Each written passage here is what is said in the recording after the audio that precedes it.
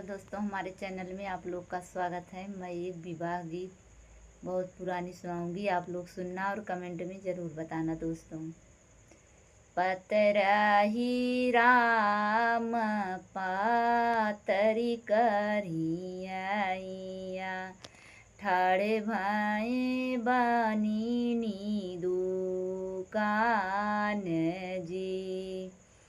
किया रामा ले ब्याहो खैरा सुपड़िया, किया मघैया ढोल पान जी।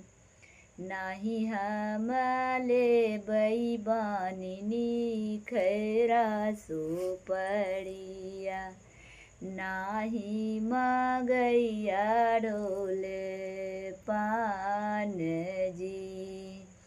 हम तौले बई बानिनी सिर के सिंदूरवा, सीता बियाहन जब जी।